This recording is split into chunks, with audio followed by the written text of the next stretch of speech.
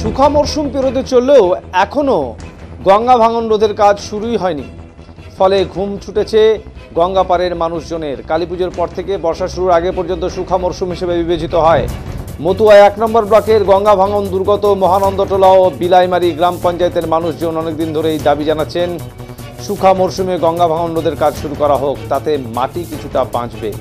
কিন্তু তাদের অভিযোগ, তাদের দাবিকে কোনো গুরুত্বই দেয় না প্রশাসন। গত বছর ভাঙন রোধের কাজ হয়নি, এবার এখনো পর্যন্ত সেই কাজ শুরু হয়নি। শুরু যে হবে তারও কোনো নিশ্চয়তাও নেই। মহানন্দটোলা গ্রাম পঞ্চায়েতের শ্রীকান্তটোলা গত বছরে ভাঙনে প্রায় নিশ্চিহ্ন। এখন গোটা 10 ঘর রয়েছে পুরো গ্রামে। গ্রামবাসীরা জানান 2 বছর ধরে তারা আশা করছেন ভাঙন রোধে কাজ হবে, কিন্তু কোনো কাজ হয় না। প্রশাসন কিংবা সরকার কিছুই দিচ্ছে না।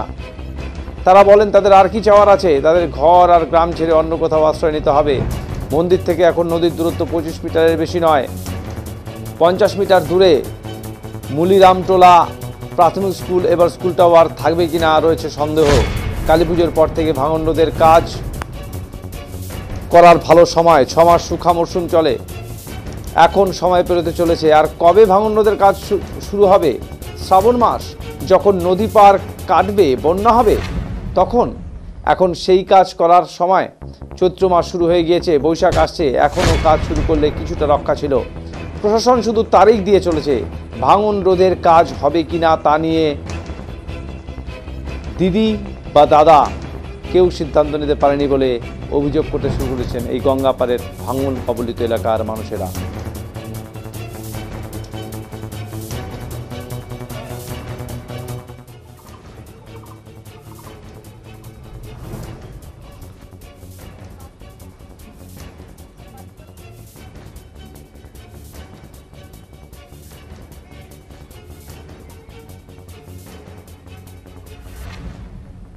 কাজ করার সময় বর্তমানে ছিল, কিন্তু কোনো সরকার, না কেন্দ্রীয় সরকার না রাজ্য সরকার, কেউ তো কাজ করবে না। তা আমরা কার কাছে আবেদন জানাবো? আবেদন জানিয়েও কোনো লাভ হচ্ছে না। কত মিডিয়া আসলো, কত সাংবাদিক আসলো, কত কি ছবি তৈরি হয়ে চলে গেল। এমএলএ, এমপি, ডিএম, বিডিও সবাই আসলো, সবাই পরিস্থিতি দেখলো। গত 2011 থেকে মোটামুটি 15-16 কিলোমিটার গঙ্গা পশ্চিমে ছিল, এটা চলে এখানে কেটে 2011 থেকে। কোন কোন গ্রাম কেটেছে? এখানে তো ছিল আপনার ওই জঞ্জালিটোলা ছিল আর জাবুনতলা। আর এই 2-3 বছরে কোন কোন গ্রাম গেছে? এই 2-3 বছরে তো কাটলো আপনার শ্রীকান্তটোলা, কান্তুটোলা, তারপরে খাকচাবোনা, এই বিলাইমারি, এইসব তো কেটেই যাচ্ছে। প্রতি বছর আসছে, 2-4টা গ্রাম কমাতেই আছে। কোন কোন গ্রাম কাটবে? আপনার নদীর ধারে যতগুলো গ্রাম আছে, আপনার এই যে বদনটোলা, পটলডাঙ্গা, শ্রীকান্তটোলার তো কিছু অংশ আছে, শেষ হয়ে গেছে। আমিরচারটোলা, জিত্তুটোলা, মুলিরামটোলা, আপনার মহানন্দটোলা শেষ হয়ে যাবে। ছিলেন, দেখে গেছেন। শেষ পর্যন্ত এসেছিলেন, কি বলেছিলেন? দিদির সঙ্গে বসে আলোচনা করবে, আর কি করবে না করবে সেটা আমরা তো নিচু ক্লাসে তিনি এসে কি প্রতিশ্রুতি দিয়েছিলেন আপনাদের? পারিনি যে কি বললেন না বললেন। কি প্রতিশ্রুতি কি দিয়েছিলেন? আমাদের এখানে কোনো প্রতিশ্রুতি ছিল না, কারণ এখানকার পাবলিকেরা নিশ্চিন্ত হয়ে গেছে যে আমাদের কেউ কোনো উপকার করে দেবে না বলে আর কেউ মুখ খুলতে চায় না। আজ পাবলিককে ধোকাবাজি দিচ্ছে, পাবলিককে ধোকাবাজি দিয়ে কে ফের লোকাল নেতা নেতা বলে এই বাড়ি ভাঙিও না, ওই বাঁধবে করে সব বাড়ি পড়ে গেল বাড়ি।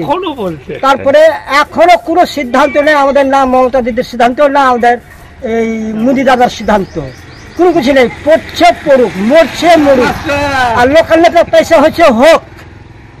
এই হচ্ছে আমাদের ঘটনা। পাবলিক মরছে, নেতার পেশা হচ্ছে, বাস।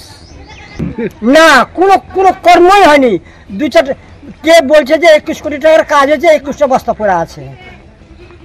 এখন সম্পূর্ণ ফুল সিজন, এখন কাজ করার টাইম। এখন ওই বন্যা যখন ভাদ্র মাসে আসবে, তখন এমএলএ এমপি এগুলো সব আসবে আর গালে হাত দিবে, করবে। এলিগেশনের কাছে ধান্দা দিবে, পাবলিক খেলি যা, আর ধান্দা দিয়া জমাত করবে। দেখ এগুলো পাবলিক কত বিক্ষোভ দিবস, আর পাবলিক তো কাঁদবেই, যার বাড়ি ভাগ করবে সে তো কাঁদবেই। ওগুলো কান্না দেয় কি এলিগেশন 2-4-5 কোটি টাকা দিবে, ওই টাকা সম্পূর্ণ পকেটে 2-4 টাকা কাজ করবে, আর 2-4 টাকা সব টাকা পকেটে ভরবে। কাদের পকেটে যায় সেই টাকা? নেতার পকেটে যাচ্ছে, যারা কথা তাদের যাচ্ছে, ইঞ্জিনিয়ারের পকেটে যাচ্ছে, নেতার পকেটে যাচ্ছে, অফিসারের পকেটে যাচ্ছে। পাবলিক